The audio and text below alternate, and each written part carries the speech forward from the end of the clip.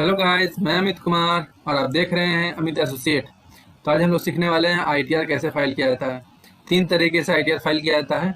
ITR 3 पहला, जो बिना बैलेंस शीट का, जो बैलेंस शीट नहीं बनाते हैं, एकदम छोटे मोटे बिजनेसमैन हैं उनके लिए। दूसरा, जो बैलेंस शीट बनाते हैं बट ऑडिट नहीं करते हैं उनके लिए। और तीसरा, जो ऑडिट करते हैं उनके लिए भी। तीनों तरह के आज सीखेंगे। तो अगर आप लोग को वीडियो से कुछ भी सीखने को मिलेगा तो please like and subscribe my channel. Okay, चलिए स्टार्ट करते हैं। तो हम लोग आईटीआर 3 का फॉर्म खोल लेंगे और देखिए यहाँ पे नाम वगैरह डालना होगा। आईटीआर 3 फॉर्म खोलने के बाद देखिए इंस्ट्रक्शन पढ़ना होगा आपको, होम वगैरह रहेगा, ये सब कुछ छोड़िएगा। पार्ट ए जनरल में आइएगा। पार्ट ए जनरल में आपको नाम वगैरह डालना होगा। नाम हो गया। फिर आपका हो गया ये इंडिविजुअल करना होगा। ये डेट ऑफ बर्थ डालना होगा। अगर फर्म के नाम से बना रहे हैं तो कब फर्म इनकॉर्पोरेट हुआ था, और अगर आप नई नाम पे बनवा रहे हैं तो कब आपका डेट ऑफ बर्थ है। यहाँ पे एड्रेस वगैरह रहेगा, यहाँ पे कंट्री रहेगा, यहाँ पे मोबाइल नंबर, यहाँ पे ईमेल आईडी, यहाँ पे आधार नंबर आपको डालना होगा, यहाँ पे स्टेट वगैरह डालना होगा। एड्रेस वगैरह मेनली सब नाम और एड्रेस वगैरह फर्म का डालना होगा आपको। उसके बाद नीचे आएंगे तो यहाँ पे आपको, अगर आप नॉर्मल टाइम पे फाइल करें तो ऑन बिफोर, अगर लेट फाइल कर रहे हैं तो आफ्टर ड्यू डेट करना होगा। यहाँ पे रेसिडेंशियल स्टेटस डालना होगा, रेसिडेंट। जैसे रेसिडेंट डालिएगा तो यहाँ पे एक ऑप्शन आ जाएगा सेलेक्ट करने का, इसको ओपन कीजिएगा। थोड़ा स्लो होता है जावा, इसलिए घबराइएगा नहीं।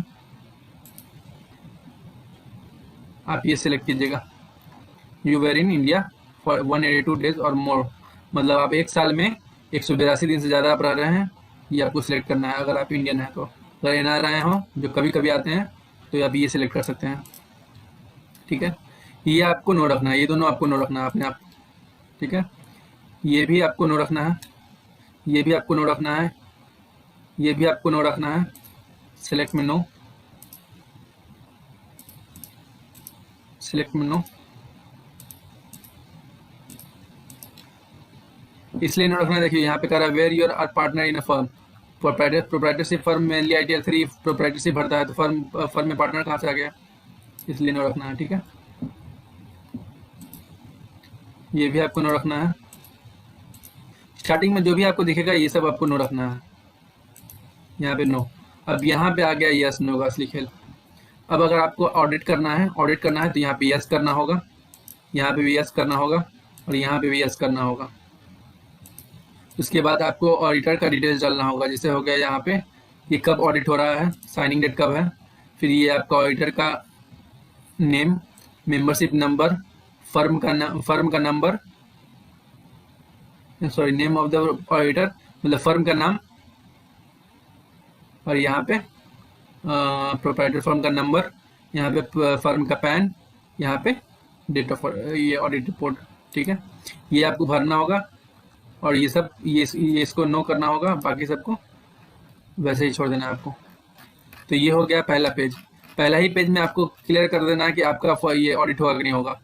अगर आपका ऑडिट होगा तो ये सब डालना होगा, नहीं ऑडिट होगा तो चुपचाप से यहाँ पे नो हम लोग कर देना है। तो हम लोग क्लियर हो गया हमारा फर्स्ट पेज। सेकेंड बात है नेचर ऑफ बिजनेस, क्या है, जो भी नेचर है इसका। अगर ट्रेडिंग है तो ट्रेडिंग करना है, मैन्युफैक्चरिंग है तो मैन्युफैक्चरिंग करना है, जो भी फर्म का नाम बिजनेस है वो आपको सिलेक्ट कर लेना है। यहाँ पे ट्रेड नेम डालना है। ये सब आप छोड़ सकते हैं, भरना हो तो भर सकते हैं, छोड़ना तो छोड़ सकते हैं, कोई दिक्कत नहीं है। अभी आ गया बैलेंस शीट। ये मेनली आपका हो गया दो तीन, अगर एक फर्म है 2-3 काम करता है इसलिए उसके लिए है ये सब। बाकी आपको ये कंपलसरी है, उसके अलावा कोई कंपलसरी नहीं है। अब आगे हम लोग बैलेंस शीट पे। तो बैलेंस शीट अगर आप प्रॉपर तरीके से बैलेंस शीट बनाते हैं तो आप ये सब डिटेल, जो भी डिटेल्स मांग रहा है आपकी बैलेंस शीट के हिसाब से आप भर सकते हैं। इसको पूरी तरीके से अच्छे से भर दीजिएगा। फिक्स एसेट्स हो गया आपका, इक्विटी शेयर प्रेफरेंस शेयर। अगर आप बैलेंस शीट नहीं मेंटेन करते हैं तो आप ऊपर वाले सबको 0-0 कर दीजिएगा, और नीचे में ये नो अकाउंट केस, मतलब जब आप कोई अकाउंट नहीं मेंटेन करते हैं तो आपको 4 चीज़ डालना होगा। यहाँ पे डेटर, क्रेडिटर, इन्वेंट्री और बैलेंस, कैश बैलेंस कि कितना कैश है। अगर आपके पास आपका अगर ऐसा फर्म है जिसमें डेटर क्रेडिटर के कुछ नहीं है, ऐसा कुछ है तो 0 करना पड़ेगा। ठीक है, 0 कर दीजिएगा, नहीं तो नहीं बढ़ेगा। Manufacturing same, open inventory, work in progress, जो भी आपका डिटेल्स मांग रहा है आपका भरिएगा। अगर बैलेंस शीट बनता है तो, बैलेंस शीट नहीं बनता है तो आप इसको कुछ नहीं कर सकते हैं। ट्रेडिंग में भी वही है, अगर आपका बैलेंस शीट मेंटेन होता है तो भरना, नहीं मेंटेन होता है तो मैन्युफैक्चरिंग और ट्रेडिंग को कुछ नहीं करना है। पीएल में आ गया, पीएल में आपका अगर बैलेंस शीट बनता है तो आपको भरना होगा पूरा। ये सब जो जो डिटेल्स मांग रहा है, जैसे हो गया रेंट इनकम हो गया, कमीशन इनकम हो गया, डिविडेंड इनकम हो गया आपका, फिर नीचे में एक्सपेंस हो गया, power and fuel expense, rent expense, ये सब एक्सपेंस हो गया, ये सब आपको भरना होगा। और अगर आप नहीं मेंटेन करते हैं बैलेंस शीट को तो नीचे आइए, आप सबसे नीचे आइएगा तो यहाँ पे दिखेगा आपको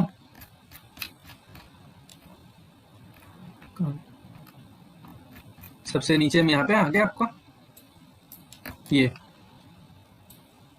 if the profit are lower than prescribed under 44E, इसका मतलब ये है कि आप अगर आप मेंटेन नहीं करते हैं, क्या है, प्रोफेशन आर नॉट मेंटेन, अगर आपका बैलेंस शीट मेंटेन नहीं होता है तो आप यहाँ पे सिर्फ आपको यहाँ पे टर्नओवर डालना होगा। अगर आपका बैंक से टर्नओवर है तो यहाँ पे डालिएगा, अगर आपका कैश से टर्नओवर है तो यहाँ पे डालिएगा, और दोनों से टर्नओवर है तो दोनों को जोड़ कर डाल दीजिएगा। ये टर्नओवर हो गया। फिर अगला हो गया आपका ग्रॉस प्रॉफिट, आपको ग्रॉस प्रॉफिट डालना होगा, मतलब कि जो भी आपका खर्चा, जो ऐसा खर्चा है जो डायरेक्ट एक्सपेंस माइनस करके आप इसको डाल दीजिएगा। और यहाँ पे एक्सपेंस हो गया आपका इनडायरेक्ट एक्सपेंस, जैसे हो गया सैलरी एक्सपेंस हो गया, रेंट एक्सपेंस हो गया, सब इनडायरेक्ट एक्सपेंस है, तो वो सब डाल दीजिएगा तो अपने आप यहाँ पे बन के प्रॉफिट आ जाएगा। जैसे कि अगर ये लेते हैं, एग्जाम्पल लेते हैं, तो मेरा इतना हो गया इस पे, फॉर एग्जाम्पल ये हो गया, इतना मेरा टर्नओवर हो गया हमारा, और इसको सब माइनस करके मेरा डायरेक्ट एक्सपेंस माइनस करके मेरा प्रॉफिट आ गया, ग्रॉस प्रॉफिट आ गया 6 लाख। ठीक है, तो हमारा ये इतना ही प्रॉफिट हो गया, लेकिन हम इसमें एक्सपेंस माइनस करेंगे। मेरा 3 लाख मान लीजिए एक्सपेंस हो गया, तो हमारा 3 लाख रुपए हो गया हमारा प्रॉफिट, जो कि आपका पीएल में चला जाएगा। इसकी हम लोग भर दिए, ये आपका प्रॉफिट बिफोर टोटल प्रॉफिट आ गया। अब आगे आइए, यहाँ पे एक एक करके बताएंगे तो बहुत टाइम लगेगा। ये सब आपको कुछ नहीं करना है, ये सब आपको कुछ सुनना ही भी नहीं है। अगर आप सैलरी पर्सन, अगर आपको कुछ अपने इनकम के साथ अगर आपको कुछ सैलरी इनकम भी आ रहा है तो आप यहाँ पे डाल सकते हैं, ये भी डिटेल्स डाल सकते हैं सैलरी वाला। जैसे आपका हो गया नेम ऑफ एम्प्लॉयर, एम्प्लॉयमेंट कौन सा है, गवर्नमेंट है, पेंशनर है, क्या है। तो अगर आप बिजनेस भी, अगर आप खुद आदमी हैं, अगर बिजनेस भी करते हैं और सैलरी पर्सन भी है, तो दोनों का है तो आप यहाँ पे डाल सकते हैं। अगर आपके पास सैलरी पर्सन नहीं है लेकिन आपके पास हाउस प्रॉपर्टी से कुछ इनकम आ रहा है तो आप यहाँ पे डाल सकते हैं, इस पे डाल सकते हैं। और इसके बाद फिर यहाँ पे आ गया आपका डेप्रिसिएशन का, अगर आप अकाउंट मेंटेन करते हैं तो डेप्रिसिएशन भी मेंटेन कर रहे होंगे, तो वो सब आप डिटेल्स यहाँ पे डाल सकते हैं। डेप्रिसिएशन, ये प्लांट मशीनरी का, डेप्रिसिएशन ऑन अदर एसेट्स का, जो भी परसेंटेज बनता है उस पर आप डाल दीजिएगा। तो दोनों पे आप डालिएगा तो यहाँ पे डीईपी पे अपने आप यहाँ पे डेप्रिसिएशन बनकर आ जाएगा कि कितना डेप्रिसिएशन लगा। यही आपका बैलेंस शीट में भी जाएगा, पीएल में भी जाएगा। अगर आप मेंटेन करते हैं तो, नहीं मेंटेन करते हैं तो ये सब कुछ नहीं करना है आपको। अब आगे बढ़िएगा, ये सब कुछ नहीं छूइएगा, ये सब कुछ नहीं है। अगर आपके पास अदर सोर्स ऑफ इनकम है, जैसे कि आपका हो गया ये अदर सोर्स ऑफ इनकम क्या होता है, जैसे अकाउंट दुकान में फिक्स वगैरह कर लिए, या सेविंग अकाउंट में इंटरेस्ट आ गया, जो भी आपका अगर आ गया इंटरेस्ट वगैरह जो भी होता है वो सब आ गया, तो वो सब आपको यहाँ पे डालना होगा। जैसे कि एक हो गया आपका फॉर एग्जांपल, जैसे फ्रॉम सेविंग बैंक डाल सकते हैं यहाँ पे। सेविंग बैंक क्या है, बी आई पे यहाँ पे सेविंग जो भी इंटरेस्ट आया वो डाल सकते हैं आप यहाँ पे, वो डाल देंगे, अपने आप ही आपका इसमें आ जाएगा, बढ़ जाएगा।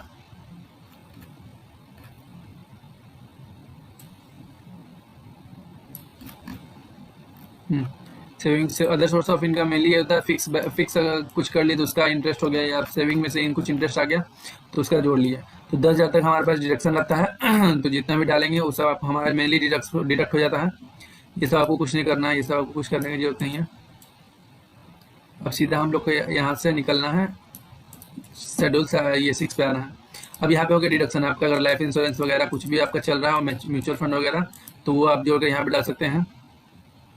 फिर आपका अगर कुछ हेल्थ इंश्योरेंस का आ गया तो यहाँ पे डाल सकते हैं। फिर आपका एटीटी में आता है आपका वही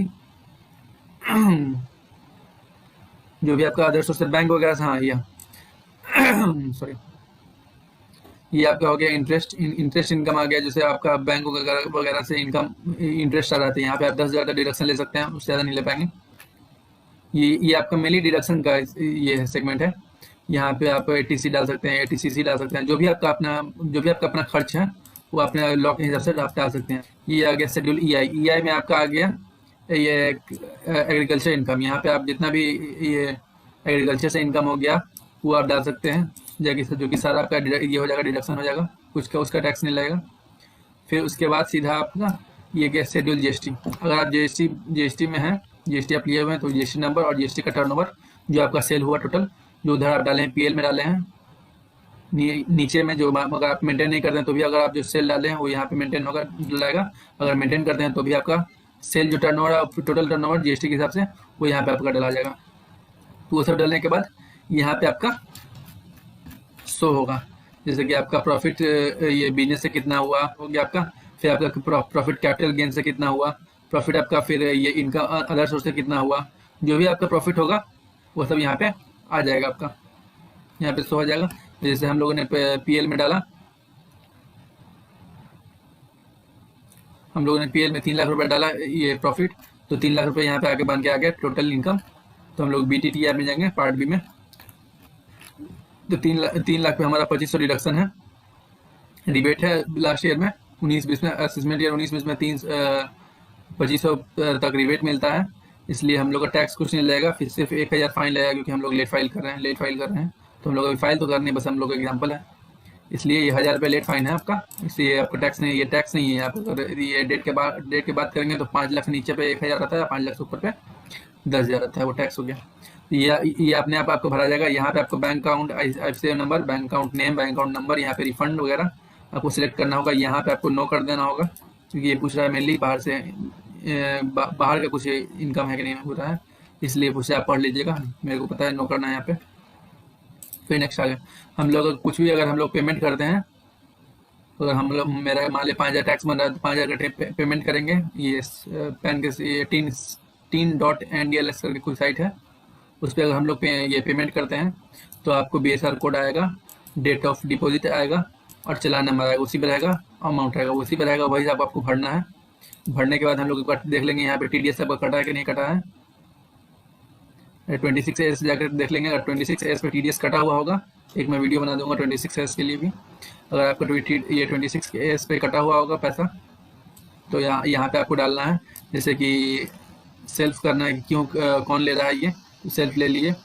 फिर आपका ये सब कुछ नहीं करना है आपको उसके बाद सीधा यहाँ पे आना है, ये डिडक्टर जो जिस टैन से कटा है उस टैन का नेम डालना है, मतलब नंबर डालना है, टैन नंबर, जितना कटा है वो आपको डालना है,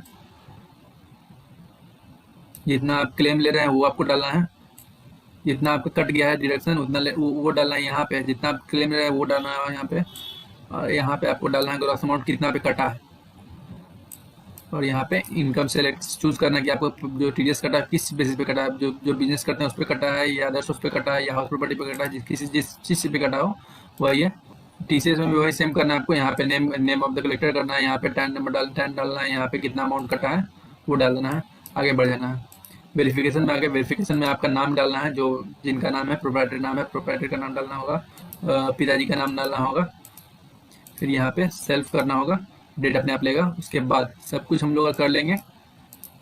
तो अगर हमारे यहाँ पे टैक्स बन रहा है 1000, अगर हम लोग यहाँ पे डालते हैं कुछ भी, हम लोग यहाँ पे डालकर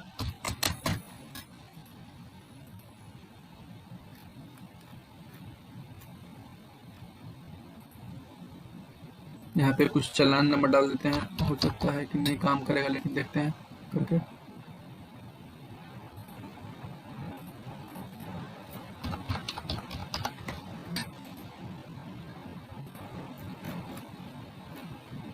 देखिए हम लोगों ने ऐसे गलत सलाह कोई भी डाल दिया, लेकिन जो ओरिजिनल आपको डालना होगा।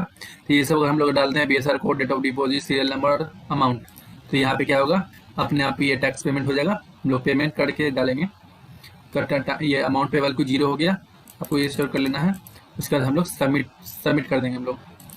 अभी तो सबमिट नहीं होगा क्योंकि बहुत सारा गलती छोड़ दिए हम लोग, भरे नहीं कुछ, तो सबमिट करेंगे। वहाँ पे आपको पासवर्ड डालना होगा और सबमिट कर देना होगा। अगर डीएससी आपके पास है तो डिजिटल सिग्नेचर कर सकते हैं, नहीं तो ऐसे भी सबमिट कर सकते हैं। आप वहाँ ये इसमें जाकर आप अकाउंट में जाकर वेरीफाई कर सकते हैं, जैसे मैंने आपको पिछली वीडियो में सिखाया था कैसे वेरीफाई करना होता है आधार से। तो चलिए आज मैं आपको ITR 3 का काफ़ी कुछ सिखा चुका हूँ, और आप अगर इसके बाद भी कुछ क्वेरी आएगा तो आप मेल बैक कर सकते हैं, मेल कर सकते हैं। मेरे आईडी में मेल दिया हुआ है, या डिस्क्रिप्शन में मैं अपना मेल नंबर दे दूंगा और व्हाट्सएप नंबर दे दूंगा। तो आप लोग कांटेक्ट करके आपको जो पूछना होगा आप पूछ सकते हैं। चलिए आज के लिए इतना ही।